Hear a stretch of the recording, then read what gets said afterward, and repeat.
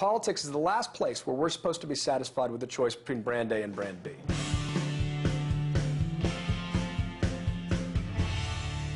Hi, I'm Nick Gillespie for ReasonTV. Today we're talking with John Avlon, the author of the new book, Wingnuts, How the Lunatic Fringe is Hijacking America. Define a wingnut and give us an example. There's a right-wing nut and a left-wing nut. Give us an example. So a wingnut is someone on the far right wing or far left wing of the political spectrum. These are the professional partisans, the unhinged activists, the paranoid conspiracy theorists, the people who are always trying to unite us rather than divide us. And there have been many of them throughout our history. I mean, in politics today, you got two congressmen who are two of my favorite wingnuts, i.e. least favorite people, right. Alan Grayson on the left and Michelle Bachmann on the right. In media, certainly Glenn Beck and Keith Olbermann have a lot of parallels. And I mean, describe when you say they're lunatic fringe, what puts them over the edge from decent discussion? Well, usually it's not actually the figures themselves. It's the fact that they're using incitement and the effects of that. I mean, hate is a cheap and easy recruiting tool, but it can be murder on a democracy, and that is what we're starting to see. We're starting to see the dialogue from these folks, the way it trickles down.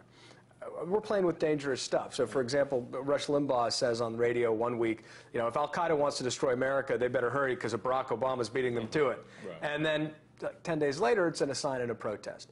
And it's the demonization of people who disagree with you. It's the elevation, sort of pumping up hate in the service of hyper-partisanship that I think is really in the process of taking us off the rails. And I just think we need to call it out and confront it. Tell, how is that different than politics as usual in America? In the 19th century, Abraham Lincoln was shown as a baboon or a monkey or whatever.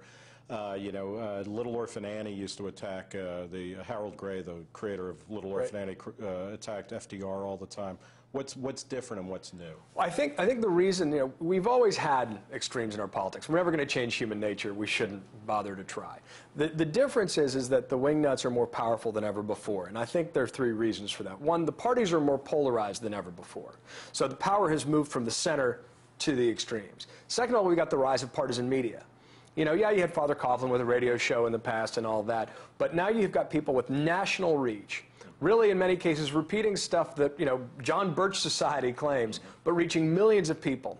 And actually, instead of getting talking points from the parties, all of a sudden it's reversed. The talking points are actually coming from the talk radio hosts and the TV hosts and going to the parties themselves. And the third thing is the internet. The internet can be an incubator for extremism. It becomes a way for radicalization. You get a bunch of people who think alike, all talking to each other, and there becomes an impulse to try to drum anybody out who disagrees. This is this sort of, the hunt for heretics we see in the parties, the hunting for rhinos in the Republican Party and dinos in the Democratic Party. This gets exacerbated to the point where it starts looking and feeling not a little like a cult. You talk about the push to the extremes in the political process at the same time that actually a large and growing group of people pretty much agree on things, right? That's I mean, we agree on a lot of social issues and a lot of general political issues. But that is exactly right. We are artificially divided in this country. We have been sold a totally dumbed-down version of American politics that divides everything into red states and blue states, far left versus far right. And it's a lie. It is a fraud. It is not actually the way we are. It's not the way we vote. Independents are the largest and fastest growing segment of the electorate, not Democrats, not Republicans. And independents, if you look at them very closely, professional partisans here in Washington will always try to dismiss them and say, oh, there's nothing really happening here. Don't look behind that curtain. But what you see is that independents tend to be fiscally conservative and socially liberal to libertarian.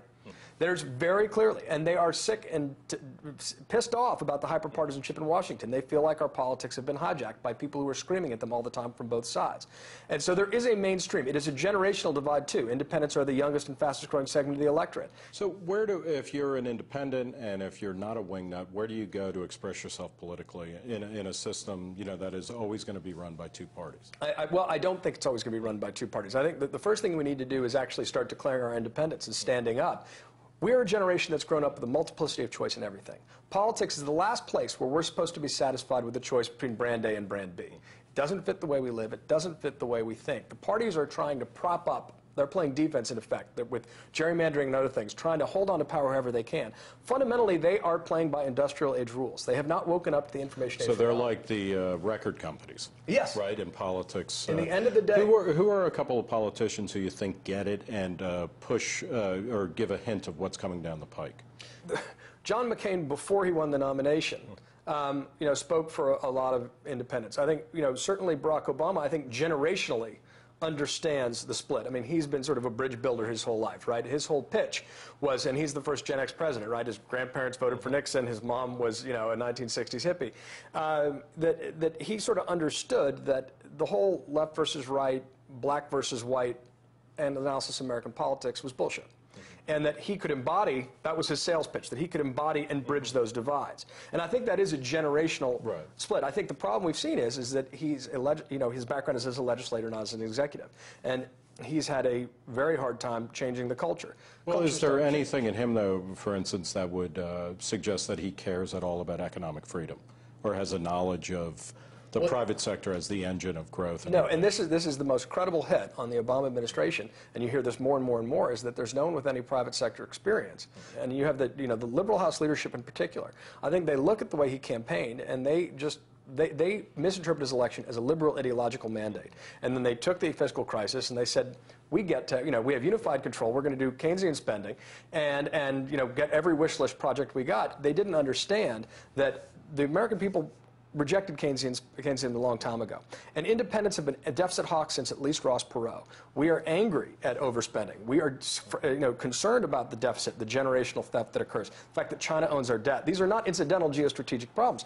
So they, I think, are from a 1970s and 80s big city liberal culture that has an endless appetite for government dollars. And that's where the disconnect happened. When those folks asserted control of the Obama administration's agenda, independents started abandoning them. And then, and so I think, the heart of the Tea Party movement that's libertarian is a fiscal conservative protest. The problems come in when you get the Obama derangement syndrome baked in, and that's when it goes, into crazy. Is the Tea Party, the kind of avatar of new independent people in America, or is it quickly going into wingnut territory? I think that the Tea Party movement is a conservative populist movement. I think there's a lot of common ground with independents and many libertarians on anger about overspending, about deficit, about debt. But again, the problem is this Obama derangement syndrome is getting baked in the cake. And when you got people calling the president, comparing him to Hitler, a communist, the Antichrist. I mean, one of the sections in my book is called How Obama Became Hitler, a Communist, and the Antichrist, where it actually looks at the progress of that rumor and looks who pumped it up, how it took root, because it is got embedded in some folks' minds. That is fundamentally unhealthy. Even people who aren't Christian. Yes. No, and so that should just be a warning shot. We've seen a lot of these attacks before. The Birch Society, before they were, they just co-sponsored CPAC. Somehow the John Birch Society's back. I thought we dealt with them 50 years ago when they said that President Eisenhower was a communist agent. Sure. But these ideas, keep getting recycled, and they're getting recycled at a higher level than ever before. And I think that's why it's so important to call out the extremes on both sides, because that's the other problem is, folks get in a position where they only criticize the extremes on one side, and then they end up getting sucked into being part of the problem. Yeah. So part of my hope is by we standing up to the extremes on both sides, we can restore some sanity and perspective to the politics here, because it's not just a generational grudge match between the baby boomers. Talk a little bit about the overlap between independents and libertarians. This is hugely important and not very well understood. When you look at independents, they're in between the Democratic and Republican parties, but they're closer to Republicans on economic issues and closer to Democrats on social issues. What that means functionally is a centrism that is totally aligned with many libertarian principles. These are folks who understand fiscal conservatism, but also individual freedom. When you combine fiscal conservatism and social liberalism, you essentially get a libertarian. So I think that libertarianism is actually the new center. I think that is the rising center in American politics. When you look at independents, they are reflecting to a large extent a libertarian perspective, maybe not doctrinaire. Who are the people that embody that in politics now? I think it's actually a grassroots movement. I don't think the leadership is reflecting where the American people are. And that's one of the problems. That's one of the disconnects we've got. Our politics do not reflect where the American people are, especially young Americans.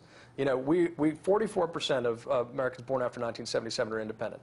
They reflect a libertarian mindset in many cases. They do not buy into the whole hyper-polarized politics. And that's why our politics are getting hijacked. They're trying to resist this rising tide. But so it's really up to us to reflect that change and put forward a new generation of leaders that's consistent about this. Because the politics are actually much more consistent than the ideological straitjacket that the far left and the far right tries to put the Democrat and Republican Party in. I want to thank John Avlon, author of Wingnuts, How the Lunatic Fringe is Hijacking America, for talking to Reason TV today. I'm Nick Gillespie.